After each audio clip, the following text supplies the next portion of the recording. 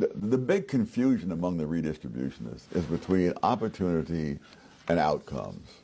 And one of the examples I used in a recent column was that, when I was a kid, I briefly tried to play basketball. And I mean, I was lucky to hit the backboard, never mind the basket, you know. But I had just as much opportunity to play basketball as Michael Jordan had. You cannot measure opportunity by outcomes. And that's what the redistributionists insist on doing. They say this group obviously didn't have equal opportunity because they were turned down for loans more so than that group. Yes, if you have lower credit scores, you'll be turned down for loans more so than people with high credit scores. He's basically saying it's not the outcome of what happens; it's the income. That what determines how far you go and how good you'll do. Like what you put in, right? Yeah, the input. Well, he's saying like everybody has the same amount of chances and opportunities. Just because you're like one skin color or like something different than anybody else, you still have the same amount of opportunities. Except for if your credit score is low, like you said, they're probably gonna pick people with better credit score. Yeah, I think you hit on the key point that I want you guys to realize, and I always preach and kind of drilling in you guys' head is that, hey man, as long as you got a chance, you've got to do what you got to do to take advantage of that chance, right? Everyone will have that chance. Doesn't mean everyone's going to get the same opportunities. And like you said, and if look at when talking, we talk a lot about how I grew up now with the whole memory thing, kind of talking about the life. And I tell you guys all the time, I didn't do a great job of necessarily listening to my mother and father, what they told me I should have done and decisions I should have made. Now, I always say, great thing I didn't listen. I ended up with a great little family.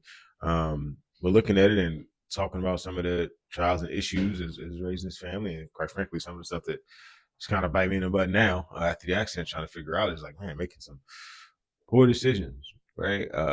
Not knowing about credit scores, like I talked to you guys, and not really paying attention, being told and talked about it, but not really listening and paying attention. And then navigating that beginning with you guys with the bad credit score.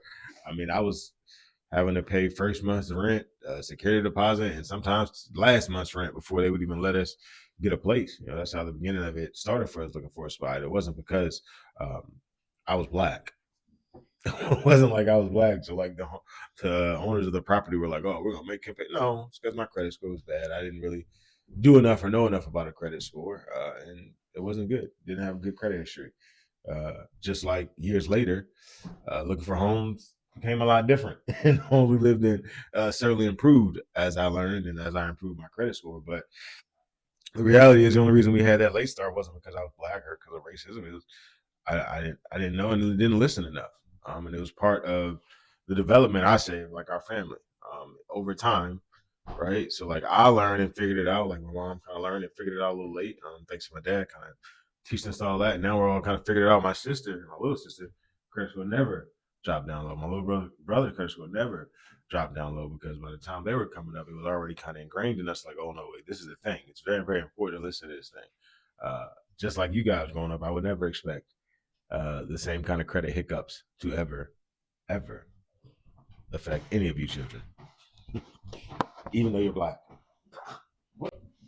You know how hard it is being black.